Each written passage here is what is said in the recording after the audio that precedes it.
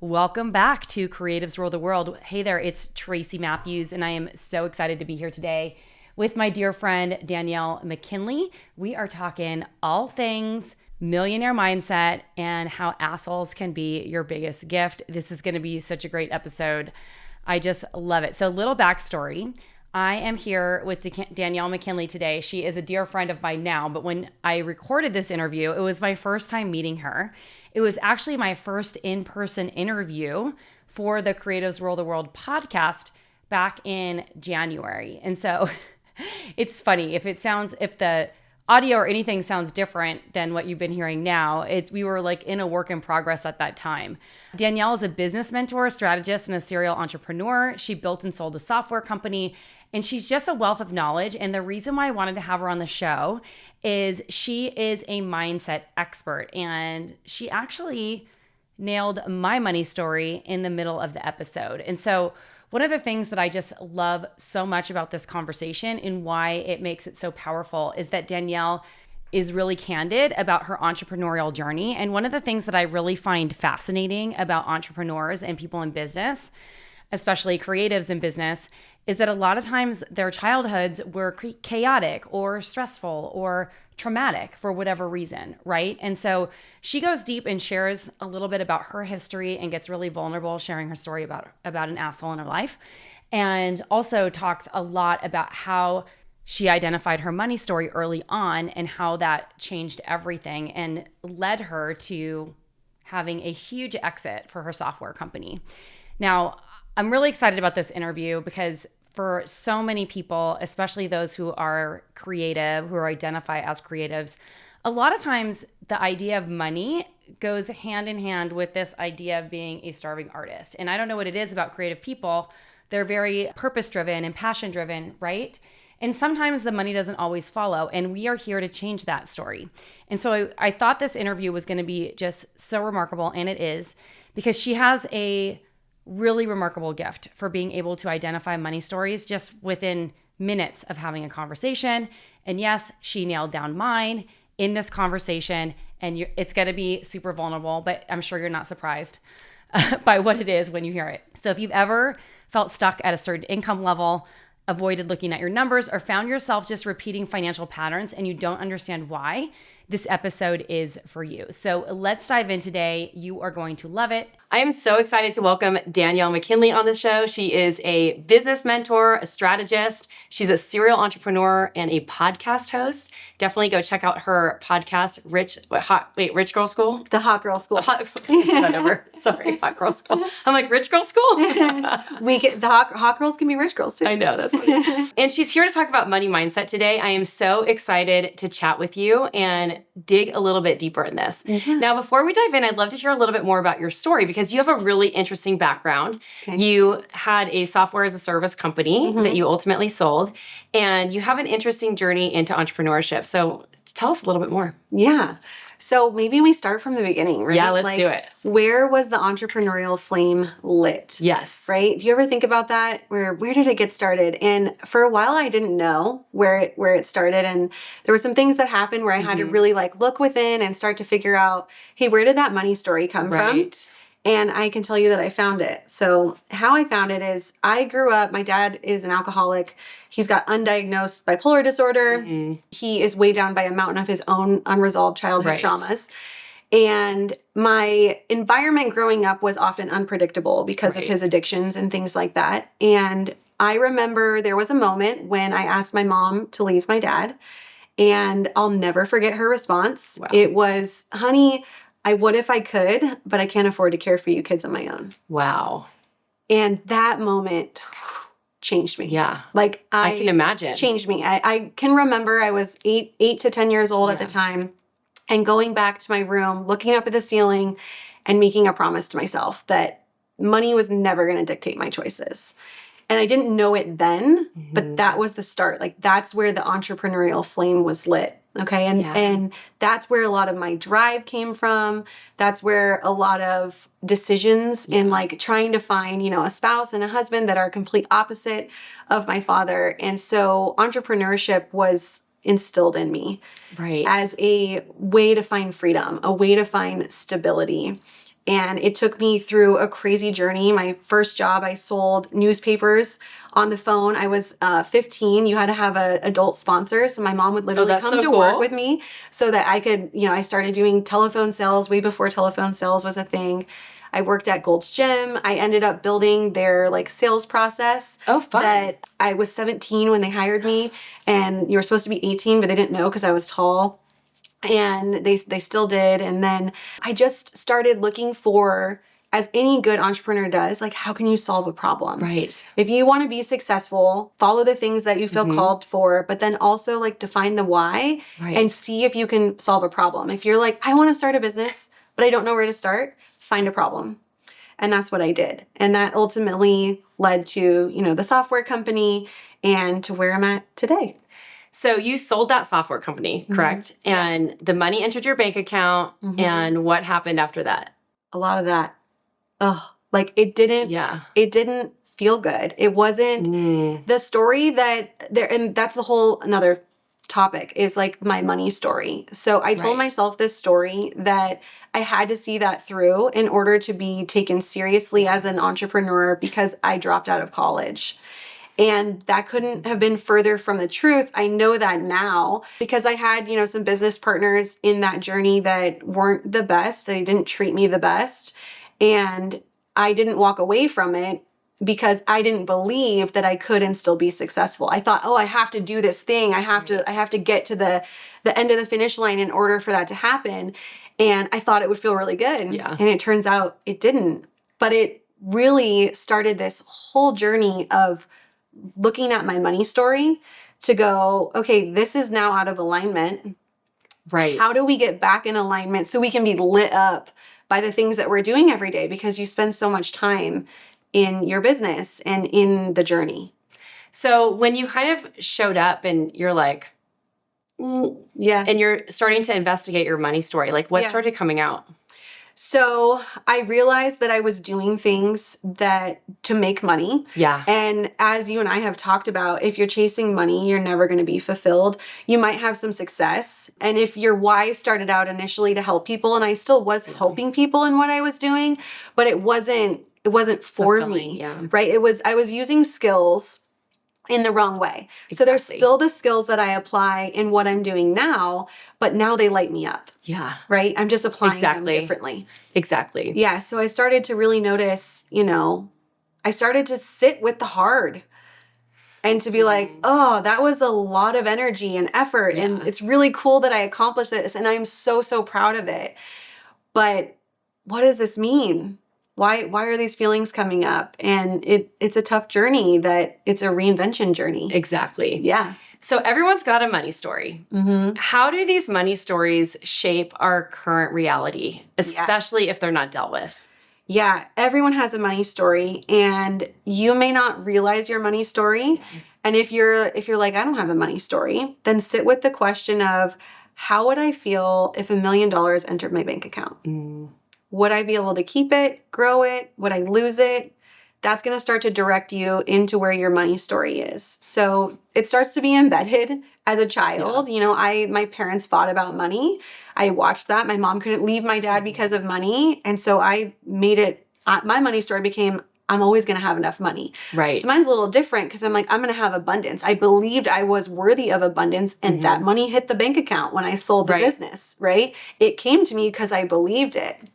But now I work with entrepreneurs that have scarcity, that have gone through, loss, bankruptcy, or having a bunch of money, losing it, and then feeling like they're never going to know what to do with it. Right. So it happens to you. It can happen at any phase in life. It can happen as a child. It can be reinforced by events that occur when you start managing your own money. And really, if you think about it, we're not taught about money. This is true. Right. We were talking about this earlier. Yeah. You're not... for a very young age, I'm really passionate. I believe it needs to be taught in school, right? I could go on and on about this, but we're not taught how to manage credit. We're not taught about compounding interest. Right. We're not taught about investing. We're not taught about how to even get a car loan. Exactly. Right? So when that happens and you don't know about things, you naturally push them to the side. They become something that you resist because you don't feel confident in talking about money and dealing with the money. And so now these money problems start to stir up because you're not looking at your numbers, because you're swiping and like, oh, it's fine, it'll be paid. And then you're wondering, well, why the hell can't I buy the house? Exactly. Because you're not saving, right? So it's just this ripple effect. So when you started on your journey to really learn more about money and educate yourself, like what did that process look like? So I was always obsessed with math, right? And so it's very funny. My husband is a CFP. So I like that, my money story, right? You can kind of see it when you start to like pull out the map of your life. And for me, it started with just learning, teaching myself. I started saving. I can remember when I first started as an entrepreneur, I got into debt. I didn't know about taxes. I didn't know about tax strategy. I didn't know about when you hit this threshold, you need to be an S Corp. And I was $40,000 in debt with the IRS in 2009. Oh, wow. Oh my gosh. Which is the equivalent of like $400,000 today, right? So huge amount of money, $20,000 in credit card debt. And I was like, no, this is not my money story. And I read a Dave Ramsey book. I started just consuming knowledge. And now in today's world, like everything is at your fingertips. Yes. If you want to know about it, you can know about it. You can get the information. And then I made another promise to myself as part of my money story. This will never be me again. And I got out of debt in a year and a half. Wow. And I've never been in debt again. That's incredible. Yeah. That's awesome. So we all have these stories that like operate from us. And you said something that you have this gift that you start talking to someone and you know exactly what their money story is going to be. And then you called me out on my money story. I did. Do you want to, let's just share it with everyone. So you were asking me, right? You're like, okay, so what's your process? And my process is, you know, kind of unconventional. You ever meet those people and you're like, I want to know them. Yes. Or you're just drawn in by their energy because they make you feel good. Right. My gift is being able to tell you what is happening before you even give me all the facts. And it's intuitive. So it's you start talking, and because I've studied money story for so much and gone down this deep journey, you started sharing with me like, hey, I had a business. The 2008 crash happened. I lost everything. I had to file for bankruptcy. And then you went on to a few other stories. And then you asked me the question, so what's your process? How do you help people identify their money story? And what did I say to you? You said, I just can identify it right away. And then I said, and I think yours is. Yes. That the 2008, that I'm worried that I'm going to have to go through bankruptcy again. That's my story. It's going to keep happening to you. Yeah. And you're not wrong. Which is interesting because it's been something that I've been working through right now. Yeah. And honestly, I'll share this with the listeners. When 2020 happened and COVID lockdown and everyone was like, there was all this like control. I'm like, it's happening again. Yes. And Jason experiences, he's like, whoa, what is going on here? But I really felt in my bones that it was happening again. And it brought up this huge trauma response that it's taken me almost 5 years to move through. Yeah. Because I was at this pivot point about 5 years ago. And then and I'm just sharing this, but hopefully that'll be helpful for someone. I was at this pivot point and I was in this process of reinvention back then. And I stalled it. Yeah. Because I got into a trauma loop and then got into a trauma, basically relationship with my business, which when you're in that situation, it becomes really hard to see things clearly. 100%. And there's a really good book too called The Body Keeps Score. And because 2020 started to mimic what was happening in 2008, even though it was a different scenario. Totally different, but the feelings that were coming up are the emotions, right? Triggered that trauma response in your body. Yeah. So I'm going to unpack it for you. But first, I'm going to give something that I think will really help your listeners about emotions and getting into like that loop, right? That negative spiral. So I learned this through Mel Robbins' book, The Let Them Theory. And what happens with emotions is they are a 6-second combustion in your brain. And then the feeling that the emotion brings out, and this happens so quick and so frequently that we aren't even aware of it at times, but the emotion only lasts for 90 seconds. So if you can start to challenge the emotion and be willing to sit in it for 90 seconds, you can prevent that downward spiral. Because the downward spiral, those negative thoughts that start popping in, that is like putting fuel on a fire. Yeah. Okay. So that's if you're feeling like, oh, I'm stuck, or those like challenge where that's coming from, and that can start to prevent the downward spiral. Yeah, that's an amazing tip. And I definitely get that book because it's an amazing book. And I love the idea, especially if you're being triggered by someone else or something doesn't work out your way, or, you're disappointed by how something turns out. Just let them. Just let them. Yeah. And let them and thank them. So I also have this theory.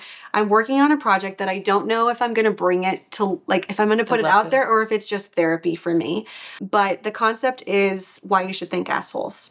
So assholes trigger us and triggers our teachers, right? And we don't always know in the moment of the trigger the lesson that's being taught. But there's always a lesson there. So in 7th grade, I'll give you an example. This girl, Samantha, she made up a lie about me and turned all of my friends against me. Straight up like we're in the Mean Girls movie. And the truth came out, as it always does, and the friendships were repaired and whatnot. But what I didn't know then is that that was my first lesson in rejection. And we're all going to experience rejection at some point. And how do we start to look at it as like, rejection isn't necessarily a no or you're wrong. It can be a pivot, a redirection, right? You're not being totally rejected. And how can you be okay with it and keep going? Then you develop that emotional intelligence, right? So I thank her for being an asshole. Because this is so good. That lesson, I realized it way later in business that I was like, wait, I already learned this in 7th grade. I can do this. This rejection thing, it's cool. No worries. It's so good. Yeah. I love this. Can I share with you my my teenage story? Yes. So when I was, I think, a freshman in high school, I was taking a painting class and I had a boyfriend and he was walking me to class. And then all of a sudden he's dropping me off and he's like, art classes are for stupid people. And I'm like, I'm not stupid. Yeah. And I had this, that it was actually a really pivotal moment for me because in my mind, I didn't know this, but later as an adult, I was diagnosed as dyslexic and it runs in my family. But I think because other family members were already diagnosed as dyslexic, I had this thought, like, I don't want to be stupid. I want to make sure that I am one of the smart kids and I'm going to work really hard. So I stopped taking art classes because for a moment I thought that was the truth, right? I ended up taking this biology class and I ended up getting an A+ in the biology class because I'm drawing specimens, right? And it's like a very artistic kind of creative thing. And that is one of my triggers that like actually got me launched onto this passion of mine, was help supporting people with their creative gifts. Yeah. Which I think is really important because I truly believe that everyone's creative, even if they don't think that they are. It's their expression of creativity that's the difference. Well, and that's the thing about assholes. So they also reveal our strengths. We don't always see it the first time the mirror is held up, right? But that kid revealed that creativity is really one of your superpowers. This is true. Helping other people be creative, helping pull it out, like seeing that big vision. And that's why you should thank assholes. Yeah. Right? Thank assholes. Yeah. Thank assholes and then let them. Let them. Right? Don't try and change them. Like when you combine the two together, it's like a beautiful, perfect, learning lesson. Yeah. So I want to take us back to the money stories and the finances because, lots of business owners are listening to this podcast and I'm guessing a lot of them might avoid their numbers and not want to look at it. So let's talk about that. Yeah. Why does it happen? Why do sometimes people like get into looking at their numbers and then they fall off? Like, what's the deal? Yeah. Why are we doing that? It's the money story, right? Yep. It comes back to the money story. And like we talked about, you're not taught about it in school. And so when you're not good at something, naturally, you're going to prioritize something else that you're good at and you feel confident in. So if you're not looking at your numbers, you're totally flying blind. Yeah.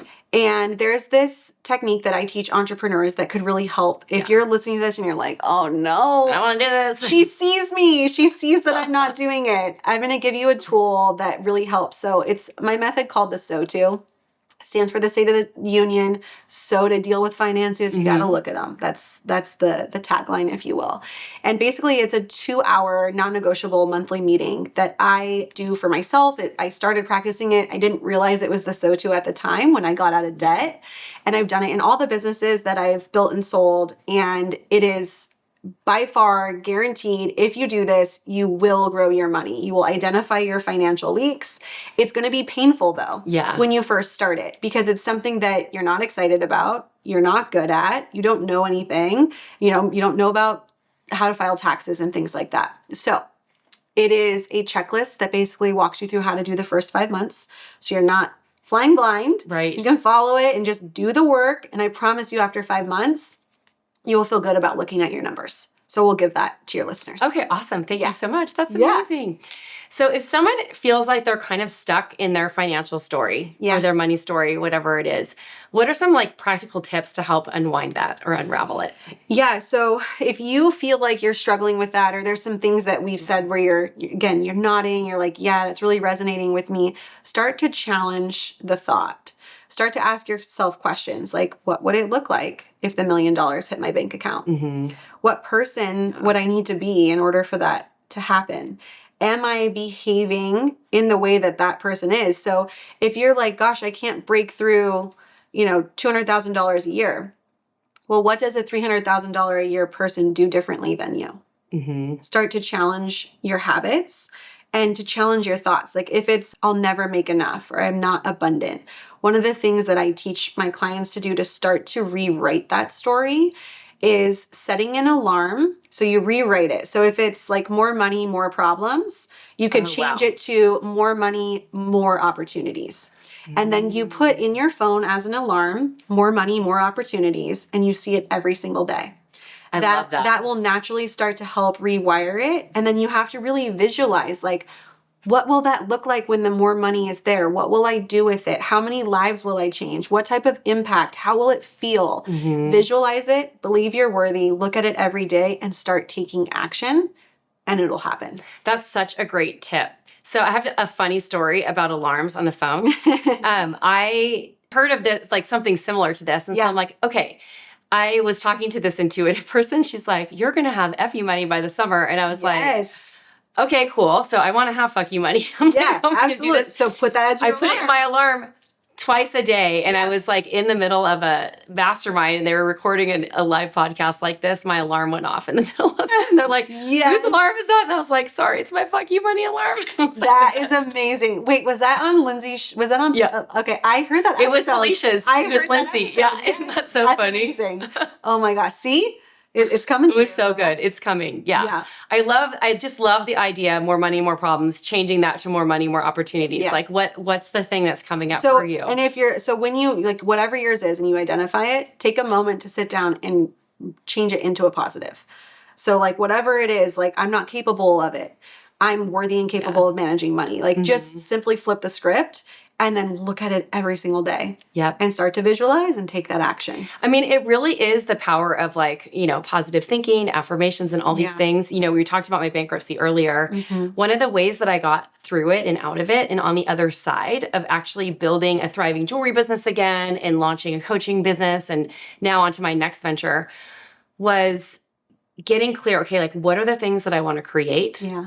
And why is what I'm creating in the world valuable to other people? Mm-hmm. And how do they perceive the work that I'm doing? And I wrote that. I can't totally remember how the mantra went, but I wrote that into like a mantra and I recorded it on my phone. Mm-hmm. Probably took me like a minute to read through the whole thing because it was more like a story. I recorded it on my phone 25 times. And I would listen to it while I was walking to get my coffee. And then I would listen to it again when I was walking home from my coffee. And then I would listen to it again in the evening twice. So good. And it was crazy what happened. And you forget about this, like the power of your subconscious mind. Mm-hmm. And Jason and I were talking about this a while back because he's like, I used to do these audio things that really, when I was in a tough spot, it would help me get to the other level. And I was like, why aren't we doing that more? It's like so good because you need that at every level. You do every level. Yes. I mean, we talked about, expansion and then that unlocks, you're shedding the old version and it can come with you. That's one thing that can come with you everywhere you go. It is. And it's such a powerful tool. And I love the idea of repeating it 25 times or listening to it or in your own voice. Like if you have a number that you see all the time, like that can be a sign too. So if you're seeing 4 or 3 or whatever, like if you've noticed that or start to pay attention to it, that's another cool thing to do is like listen to it that many times. Oh, I like that. For the number that you're seeing. I like that. Oh, that's cool. Mm-hmm. Okay, so we've talked a little bit about limiting beliefs. We talked about money mindset. We talked about money stories and scarcity and moving through those things.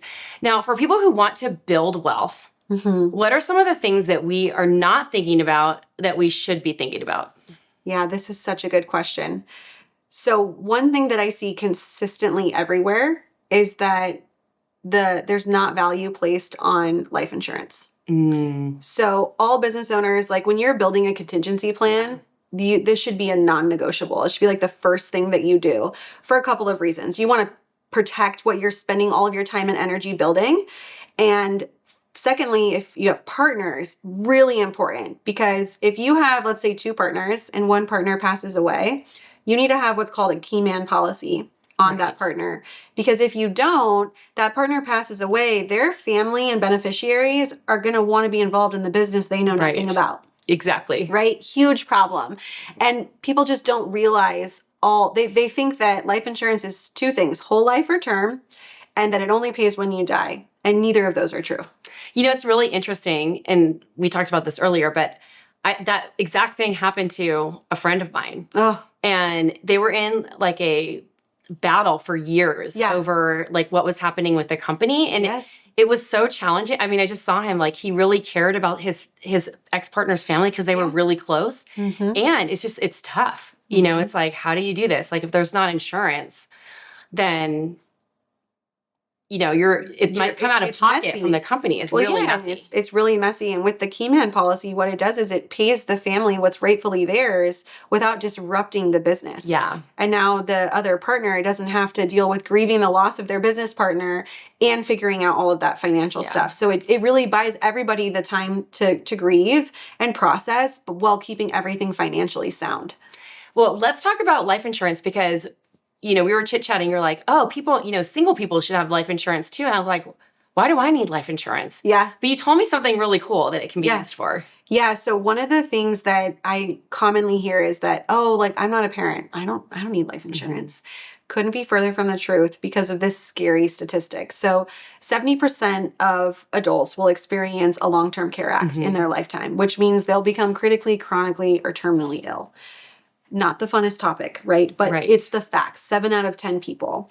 So when that happens, think about like Alzheimer's, think about cancer, huge financial burden, right? Right. So rather than depleting all of your savings and everything you've built through your business to work so hard for, you can have an insurance policy that has living benefits. And then you can take out 80% of that to cover those costs, completely tax and penalty free. I love it. It just comes to you and it takes the burden away. That's incredible. I'm excited about this because I want to look into this and potentially get it for myself. And if you think about it, for those that like don't have kids, like who's going to care for you? I know. Too. Right? So it's also, it's not fun to think about, but here's the reality. Like it's going to happen to all of us. I know. And we all have this invisible clock, right? There's that book, The 4,000 Weeks. It's like, it starts to put things into perspective. But that's the miss. Like in the financial planning, that's the big miss that I see. Okay. So you have a program that's coming up called Harmony Hustlers. Am I getting that right? Yeah. Okay. Awesome. Tell me a little bit about what this program is designed to do and how it helps people. Yeah, so the Harmony Hustlers method is near and dear to my heart because as an entrepreneur, and so many of us can relate, I've experienced the burnout. I think balance is bullshit. Yeah. And I think that you can find harmony in the ups and downs, and that if you want to do big things, you got to take action, right? So Harmony Hustler, that's where it is born from. And really the methods are designed to unlock your limiting beliefs, to move past them through your money story, to get you a financial system that's going to build your wealth and multiply your money, and then to help you with the overall strategy of your business and where you want to go. Amazing. Yeah. So where can people find that if they want to learn more about it? Yeah. So they can just connect with me on Instagram at Life by Danielle, and then everything's there, in the bio like it is these days. And come, let me help you rewrite your money story. I love it. So if we were to leave our listeners with one key takeaway, what is something that you want them to walk away from this conversation with? Yeah, I would say, so this is going to be, not the norm. And if there's one thing that your listeners took away from our conversation today, I want it to be to thank assholes. Yeah. And to really lean into that, because the person that's triggering that emotional response, like that's a sign from the universe that's trying to teach you something. So I want you to really sit with like, who's the asshole in your life you need to thank? And it could very well be yourself, because sometimes we are our own worst asshole. And it's so true. Yeah. So sit with and like really just have a moment with like, okay, is there an asshole I need to thank? And like, is it myself? Like, do I need to stop being an asshole to myself? Yeah, I'm kind of an asshole to myself sometimes. We all are. What is that about? We all are. It's so good. Yeah, we all are. Thank you so much for being here today. It was my pleasure. Thanks for having me. Yep. As we wind down this episode, I'm thinking about all the assholes that I need to thank in my life, because they end up being our biggest gift, right? So I wanted to mention one thing here. Danielle, since we recorded this interview, she has a different podcast. So if you hear her talking about hot, rich girl, which I can't even say, it's the Hot Girl School podcast, she actually has a new podcast since that time called Magic in the Mess. And in fact, we are going to be hosting an event in March of 2026 called Magic Makers. So stay tuned for that. I'm very excited about it. And you will definitely be hearing Danielle on my podcast again very soon when we start sharing more about that event. More than anything, I would love for you to just go say hi to Danielle and check out her work. She's just incredible. And Danielle is just a massive reminder that sometimes when we're faced with big challenges, they can really become our greatest strengths when we're willing to do the inner work. So that moment when she was 8 years old, hearing her mother say that she couldn't afford to leave, that could have created a victim story for her, right? But instead, she became an unstoppable entrepreneur, and she's such a powerhouse. So if you are ready to rewrite your money story, let's make sure that you connect with Danielle on Instagram at Life by Danielle. And don't forget to grab her SOTU Method, the State of the Union financial check-in. I'll have a link for that in the show notes, and you can grab that from her. And then also, I want you to ask the $1 million question that Danielle posed. If $1 million hit your bank account tomorrow, would you be able to keep it and grow it, or would you lose it? Your gut reaction will tell you everything that you need to know about your money story. So thanks so much for listening. And remember that you have everything within you to build the business and life that you love and that you want. You might just need to thank a few assholes along the way. All right, so until next time, keep on going. Let's do this. Ciao for now.